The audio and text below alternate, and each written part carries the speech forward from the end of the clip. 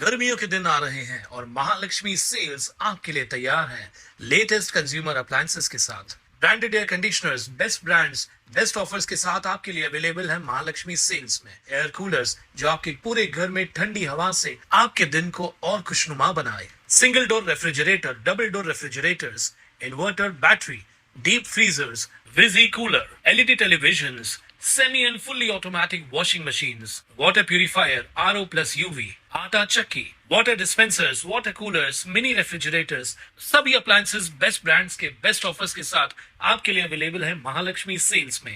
Ulhasnagar camp 4 मधील श्रीराम चौक परिसरात असलेल्या एस बँकेच्या एटीएम मधून बॅटऱ्या चोरी करणाऱ्या आरोपीला पोलिसांनी अटक केली आहे। मिळालेल्या माहितीनुसार एस बँकेच्या एटीएम मध्ये वीज पुरवठा खंडित झाल्यास मशीन चालू ठेवण्यासाठी 3 बॅटऱ्या बसवण्यात आल्या होत्या।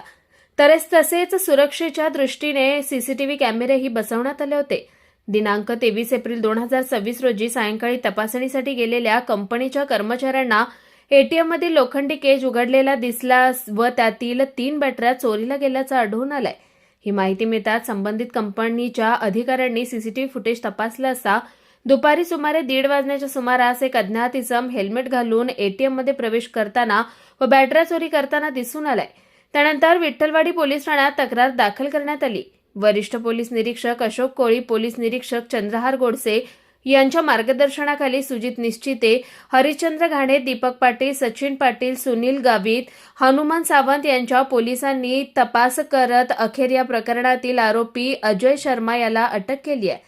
चोरी गेलेल्या 3 बॅटऱ्यांची किंमत सुमारे 20,000 रुपये असल्याचं सांगण्यात आलंय। पुढील तपास विठ्ठलवाडी पोलीस करत आहेत। Bureau report Swanand media, Ulhasnagar.